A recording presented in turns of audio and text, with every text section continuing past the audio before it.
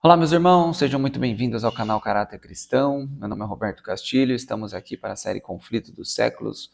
O tema de hoje é Sete e Enoque. Antes da vinheta, eu queria lembrar vocês que nós estamos fazendo um Caleb aqui na minha cidade, em Bueno Brandão. Estamos precisando de recursos. Então, meus queridos, na descrição desse vídeo tem um Pix e-mail para doações, tá bem? E nós contamos com a sua colaboração. Doe o que conseguir, tá bom? Que Deus abençoe. Bora para a vinheta.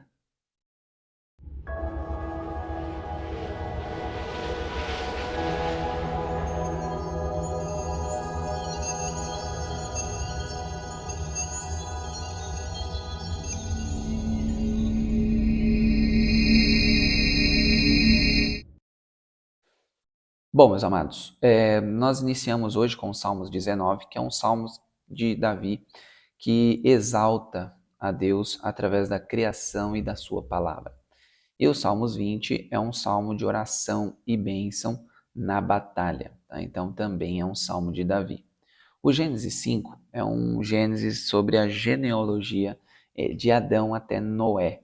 E também tem uma referência muito importante sobre Enoque, que não viu a morte, ok? É interessante as genealogias, inclusive nós podemos entender que Enoque, como o primeiro profeta, né, que está em Judas, ele profetizou o dilúvio através do seu filho, que o nome do seu filho Matusalém é depois que ele morrer, será enviado. E através da genealogia a gente consegue comprovar que o próprio filho de Enoque morreu justamente no ano do dilúvio, Matusalém. E ele morreu ali pela tradição judaica 10 dias antes do dilúvio acontecer, ok? 3 dias antes da porta fechar da arca. Porém, também pela Bíblia conseguimos identificar que anual ele morreu exatamente no ano do dilúvio. Então, genealogia não é simplesmente ali algo chato, como eu costumava achar, tá bom? Vamos então para o capítulo. Bom, esse capítulo já inicia mostrando que Deus deu a Adão um filho substituto para que ele seguisse a linhagem espiritual, né, para que ele fosse o sacerdote do lado de Deus. Porque Caim, infelizmente, ele não quis voltar dos seus caminhos maus. O significado do nome Sete é compensação. E Adão havia sido criado à semelhança de Deus, enquanto Sete à semelhança de Adão. Ou seja, havia uma natureza divina, né, que criou, né, Adão sem nenhum problema do pecado. A partir do momento do pecado, Sete já veio com a natureza pecaminosa, uma natureza inclinada ao mal. Um outro ponto é que o sábado entre Sete e Caim eram totalmente diferentes. Olha essa citação.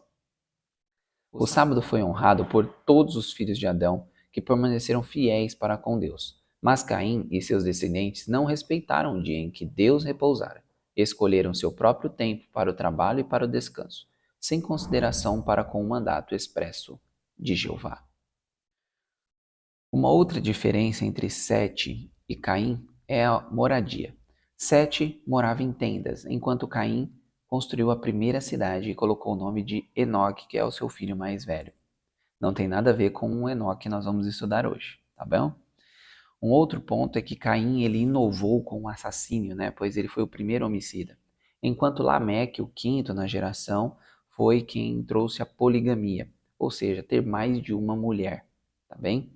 Um outro ponto é que a descendência de Caim e Sete viviam separadas. Eles não tinham um convívio justamente por um estar ligado a Deus e outro completamente a Satanás. O texto diz o seguinte: enquanto durou esta separação, mantiveram em sua pureza o culto a Deus, mas com o correr do tempo arriscaram-se pouco a pouco a misturar-se com os habitantes dos vales. Esta associação produziu os piores resultados. Gênesis 6:2 diz que viram os filhos de Deus que as filhas dos homens eram formosas. Os filhos de Sete, atraídos pela beleza das filhas descendentes de Caim, desagradaram ao Senhor casando-se com elas.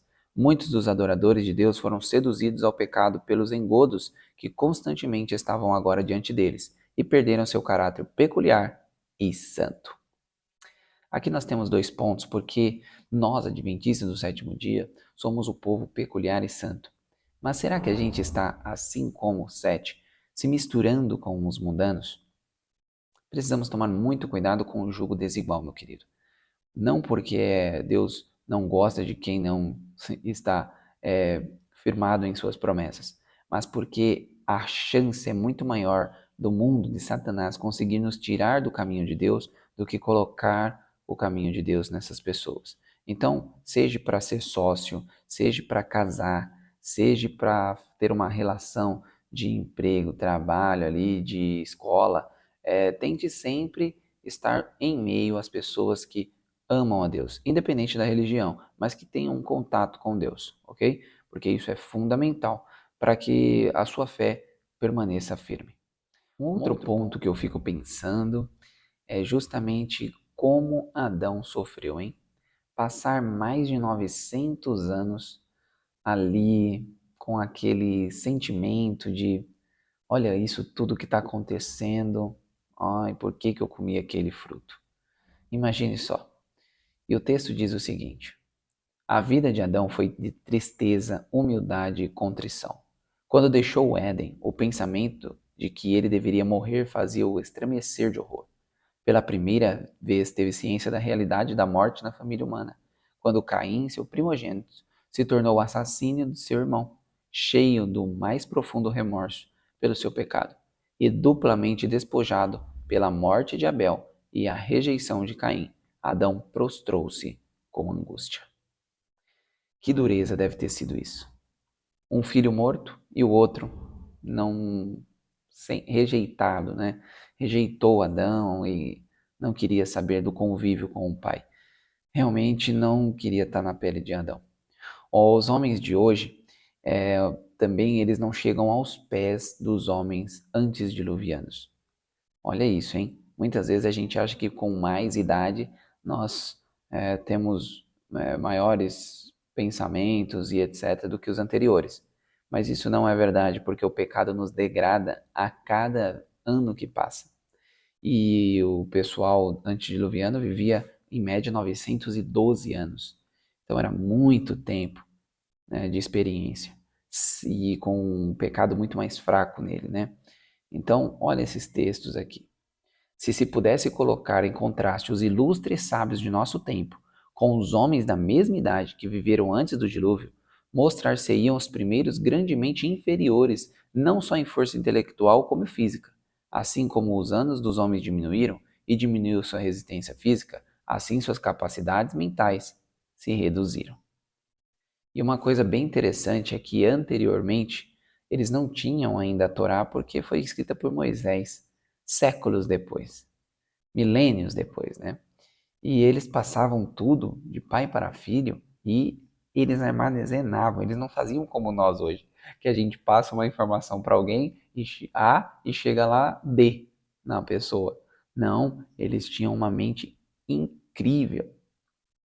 A história da criação, ele mesmo testemunhara os acontecimentos de 9 séculos e comunicou seu saber aos seus descendentes. Os antediluvianos não tinham livros, não tinham registros escritos, mas com seu grande vigor físico e mental possuíam forte memória, capaz de aprender e reter aquilo que lhes era comunicado, e por sua vez transmiti-lo intacto à posteridade. E durante centenas de anos houve 7 gerações vivendo na Terra contemporaneamente, tendo a oportunidade de consultar entre si e aproveitar cada um dos conhecimentos e experiências de todas.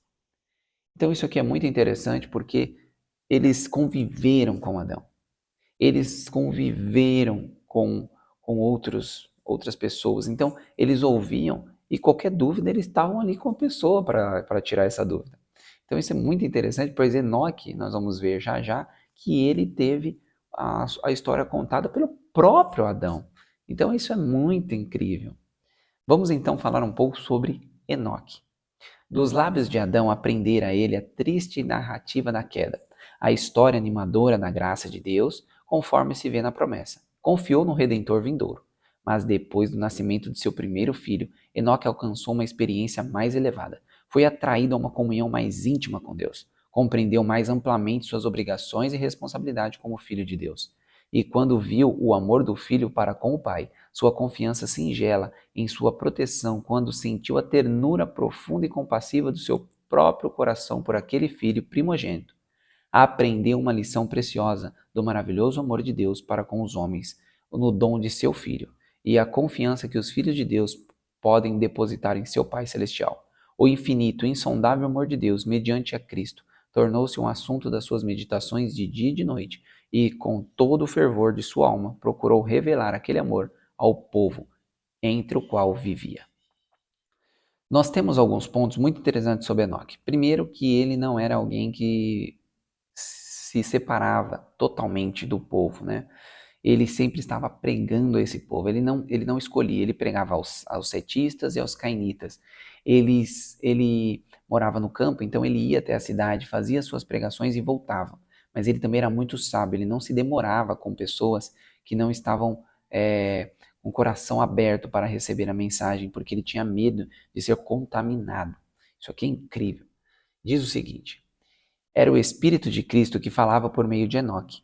Aquele Espírito se manifesta não somente em expressão de amor, compaixão e rogos, não somente coisas agradáveis que são faladas pelos homens santos. Deus põe no coração e lábios de seus mensageiros verdades penetrantes e incisivas, como a espada de dois gumes. Muitas vezes nós pegamos esse texto para dizer, tá vendo, eu posso falar o que eu quiser mesmo por irmão. Irmão, se você não está disposto a morrer por aquele irmão, você não é como Enoque. Enoque, ele tinha um espírito de Cristo em falar com as pessoas. Olha que coisa incrível. Ele falava o que tinha que falar e ele sempre com amor no coração. Então, leve isso para a sua vida. Se você for falar com algum irmão, primeiro se certifique de que você ama ele a ponto de dar a sua vida por ele. Isso aqui é algo fantástico. Assim como Enoque, vamos pregar na nossa geração. E seremos, assim como Enoque, desprezados, humilhados, maltratados. Muitas pessoas zombavam de Enoque. Mas eles sempre tinham na cabeça dele que Enoque era uma pessoa diferente. Mas o coração deles estavam fechados para a verdade. E eu gostaria de mostrar para vocês que nós devemos ser Enoques. Vamos ver essas últimas duas citações. O caráter piedoso deste profeta representa o estado de santidade que deve ser alcançado por aqueles que hão de ser comprados da terra, por ocasião da segunda advento de Cristo. Almeje cultivar toda a graça do caráter para a glória do Mestre. Deveis agradar a Deus em cada aspecto da formação do vosso caráter. Isto podeis fazer porque Enoque lhe agradou, embora vivesse num século degenerado. E há Enoques em nosso tempo. Glória ao nosso Deus por isso. Agora a pergunta fica: você quer ser Enoque? Você quer ser uma pessoa que de fato vai repreender alguém, mas você ama tanto ela que, se possível, daria a sua vida?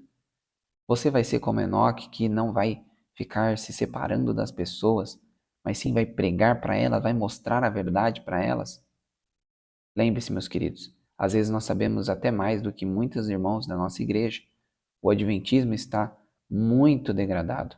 Porém, nós precisamos entender que não é saindo da igreja e indo congregar em casa que as coisas vão melhorar.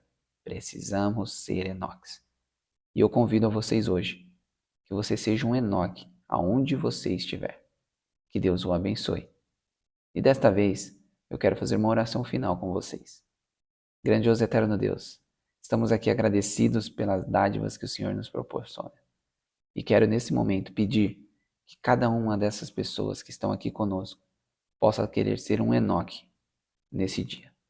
Nos ajude a pensar como Enoque, nos ajude a ser tão ligado a Ti, a andar tanto com Deus, que nós simplesmente tenhamos a sensação de estar vivendo o céu hoje.